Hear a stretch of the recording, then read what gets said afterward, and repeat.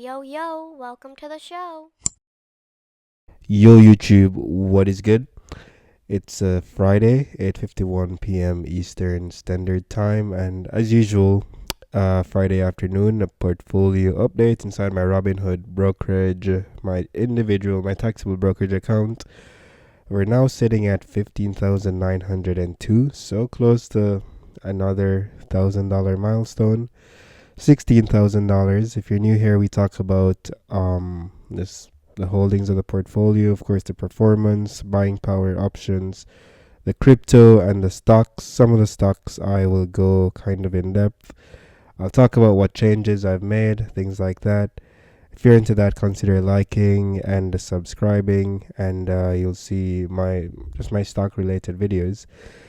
So on the day we're up, pretty good day, 0.4%, 63, almost $63.50. Crazy how the portfolio grows. Like a 0.4% moves is like, it's real money. It's $64. That's nice. On the week, 2.2%, we're up $342.60. 1 month up just over 5%. 3 months we're up 6.5%. Year to date, up 4.75%. Really starting to pick up some steam on the year to date chart. 1 year we are up 9.08% all time. We're still in the red a little bit all time, but as soon as I mean break even, I'll start showing it. Just go from there. Buying power 282. Some of this is because of just options premiums I've had. Some of it is because I've sold out of some positions.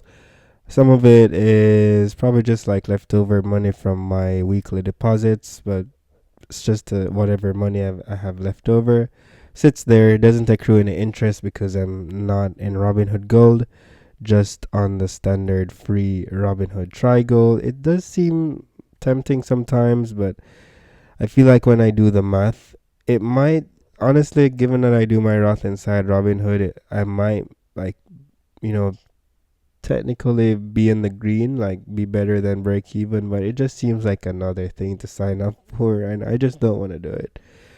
Options we've got two. I had three maybe 5 hours ago before the markets closed. One of my Nvidia calls, the 145 I think, expired worthless. Of course, this one's, 99% gonna expire worthless in a week.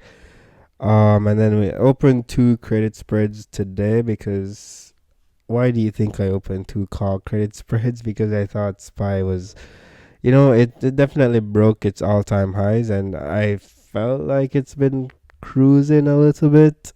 And was tired, starting to slow down, or maybe potentially pull back. Open two credit spreads at like 10, and Spy just took off. At 10:01, Spy just put its Crocs in sport mode and said, "Yeah, we're going, boys." He bought the credit spreads. Let's go.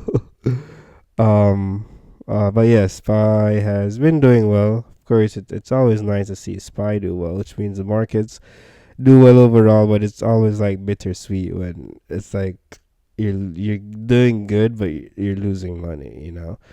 We have the 555, 555, 556 call credit spreads open here. And really, just looking to see what Monday is like. SPY has been obviously doing so well. Like, it needs to have a pretty decent red day soon, I would imagine. For the last couple trading days, look at SPY. Of course, this is all opinionated. SPY doesn't have to do anything. Right here it went from 533 to really 550 before it did anything like crazy. Before it kind of consolidated. Let's just see what happens. I kind of wish I went to Tuesday or Wednesday, but I thought this would have been a quick, easy premium collection. But of course, nothing is ever easy in the stock market. So let's see what happens on Monday. Currently just I'm like, what's going on here? Currently down about $40 in that position. Definitely over 100% down. But I'm willing to be patient. I'm not past my strike yet, and even if I do break it on Monday, I would give it until maybe noon or one. And like I just know that SPY is gonna like continue to rise until like one. Then I'm gonna be like, screw it, I'm selling, and then at two, it's just gonna tank. Like it's just like clockwork. I swear how these things work. More times than not, it's so much.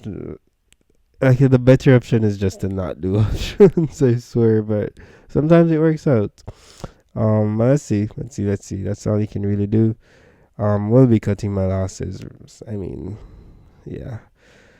That's the only option I have that's like worth mentioning now, though. So, of course, the Nvidia. I think it had its day, and now it's consolidating, or it's just probably it's gonna have a bull run in another couple of days, and who knows? Who knows? Dogecoin sitting there over 100 coins, not doing anything with it. But I mean, the real star of everything has been Tesla. I mean, of course now I'm singing a different song. I'm sure most of this 1 month gain, 1 month worth of gain, is thanks to Tesla, because Tesla has been just doing what Tesla can do.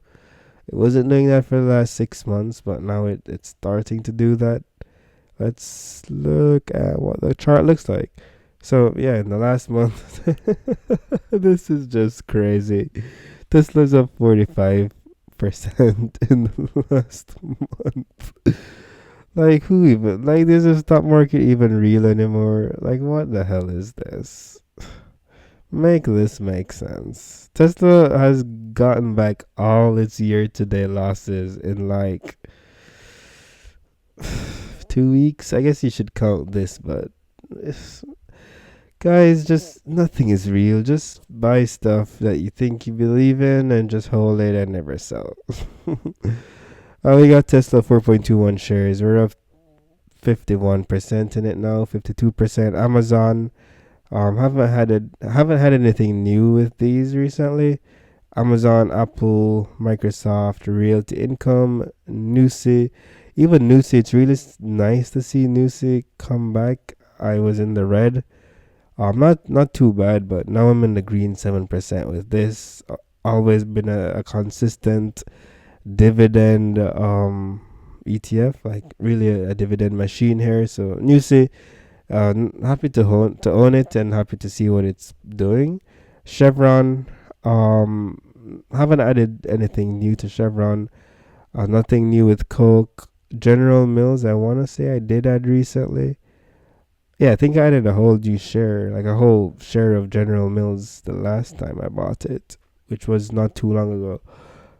In the red in General Mills though, but I think that's why I added the share.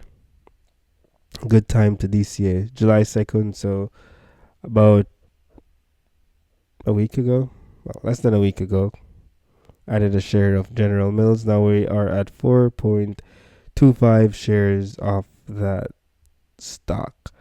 Next we have ExxonMobil or Horizon, Google 0.95 shares, Ford. Ford's been doing well as well. Of course, in the Roth, we sold out of the 100 shares through the options we were selling. So we put our 100 shares of Ford as collateral for our call that we sold. That got assigned, lost our 100 shares. We're selling on the other side, wheeling. And now we are. I mean, it would have been nice to hold Ford because now we're $82 above the 12 strike we sold out of. But I mean, that's the point of it. It's just rinsing and repeating. It is a stock I would want to be on the hold side of though, like put my shares up as collateral and roll if I need to.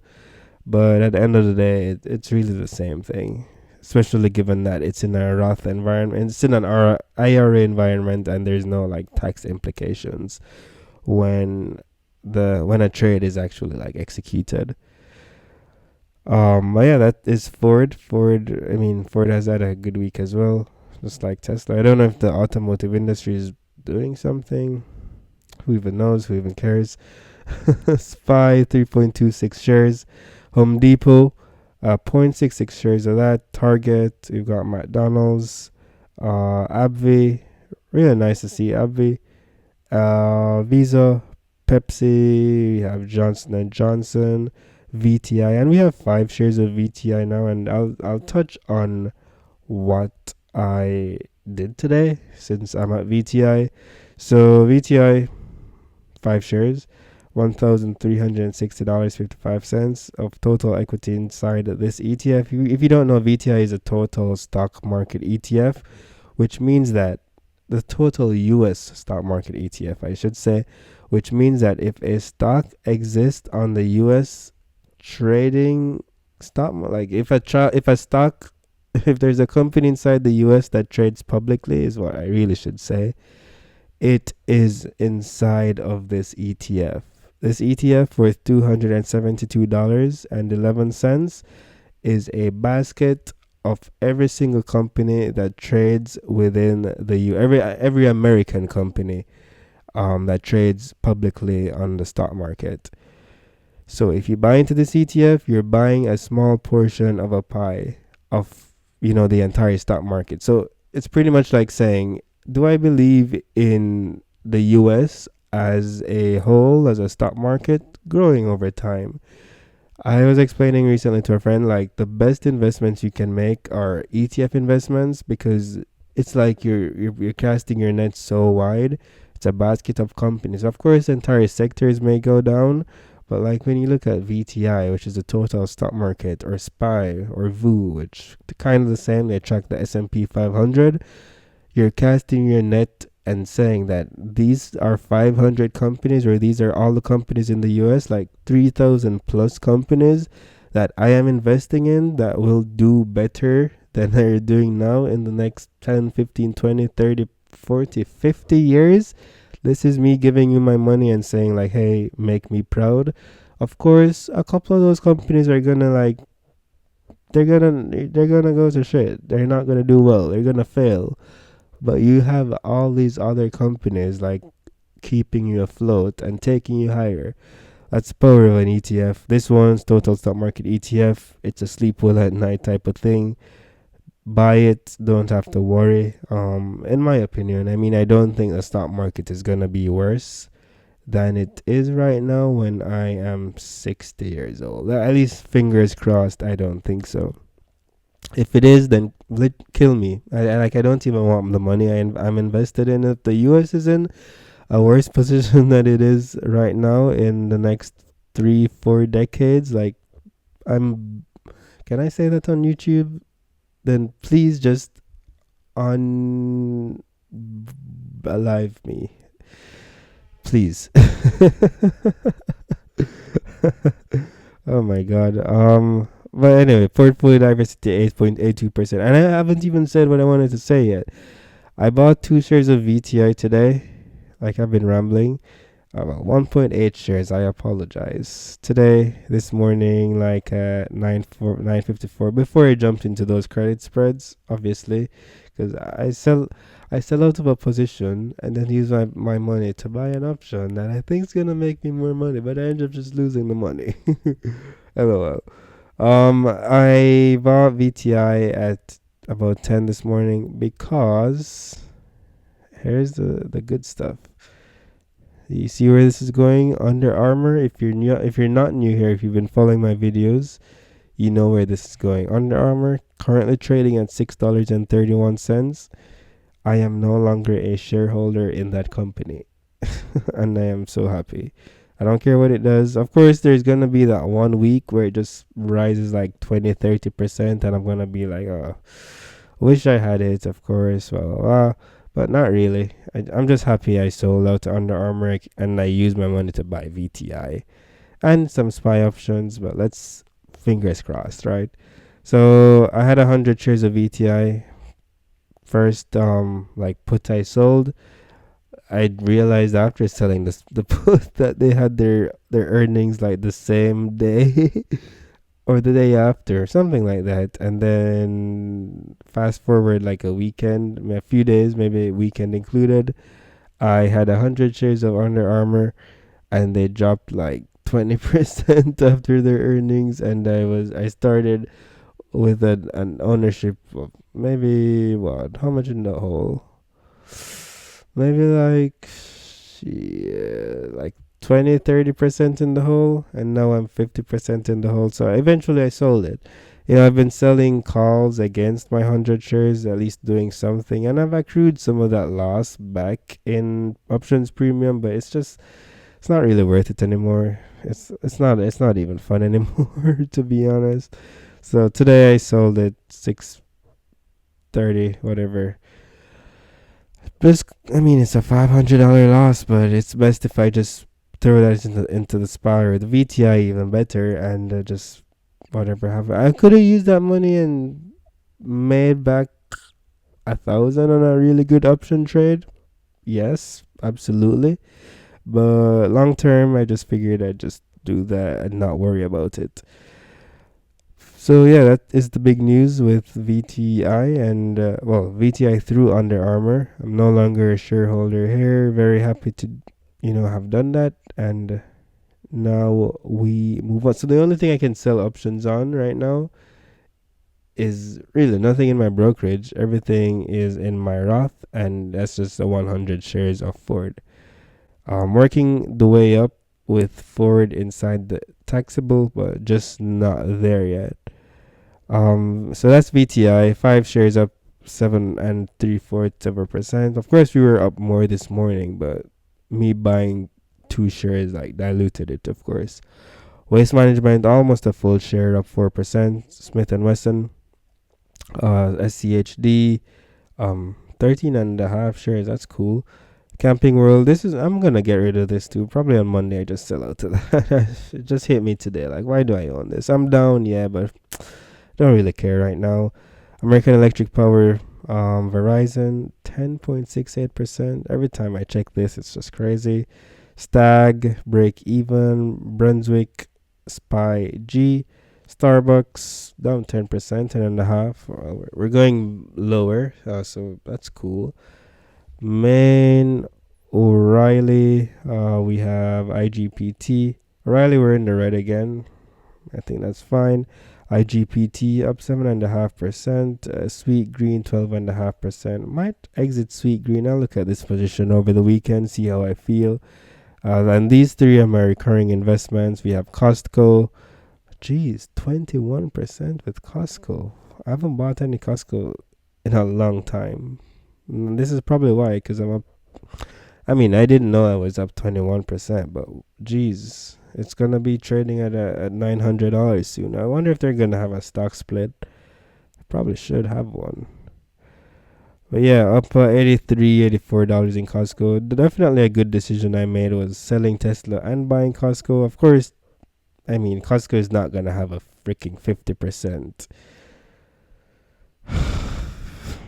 Maybe Costco is not gonna have a 50% month, right? But it's something that I'll be very comfortable sleeping at night holding that company instead of Tesla. Finally on the list we have IAT, which is it's just Dow Jones's U.S. regional banking ETF, and provides some exposure to the banking industry. Small and mid cap, but I think that's fine. For now, it's just something I'm using to provide that exposure, and we'll see how we feel about it in a couple months, maybe years. And then just wanted to look at this view over here, just to see the graphs. Always nice looking at the graphs. $482 in individual cash.